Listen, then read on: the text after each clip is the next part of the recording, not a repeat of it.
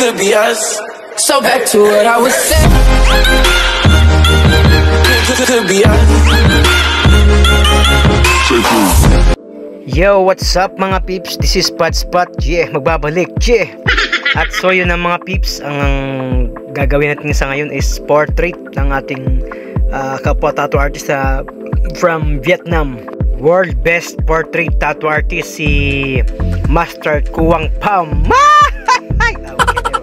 So yun ang mga peeps, nag-start na tayo sa ating gagawin. At syempre ang gamit nga pala nating materials dito is ang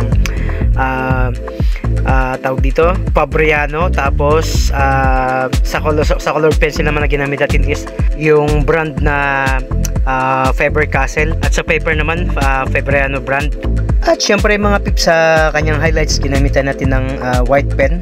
At syempre mga peeps, hindi pala ganun kadali gamitin ng color pencil, lalo na pag hindi fit or hindi akma ang papel dun sa color pencil na ginagamit mo. At syempre mga peeps, dahil gusto ko lang malaman, gusto ko lang matry kung maganda ba itong papel nito. So syempre mga peeps, gintry ko siya para makita ko yung magiging output niya. At syempre mga peeps, sa paggamit ng color pencil, sa pagdodrawing, may kanya-kanyang style kung paano gumawa ng ating masterpiece or drawing.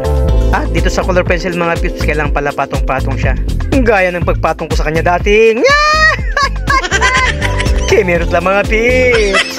At syempre mga peeps, bilang isang artist, dapat flexible ka sa lahat ng uri ng art. Syempre mga peeps, dapat artist ka talaga, hindi artisan lang. At syempre mga peeps, malapit na tayo sa ating ginagawang drawing. Almost done na tayo. So yun na nga mga peeps, malapit na tayo matapos. So kung nakikita nyo, yan, ito na yung ating final output ng ating drawing sa ngayon. Yeah. At syempre nagpapasalamat ako dahil isang karangalan na may guhit natin itong ating Master of Sardines.